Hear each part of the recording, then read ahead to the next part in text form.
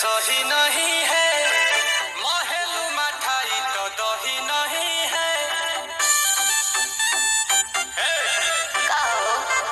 लागे मिजाज आज सही नहीं है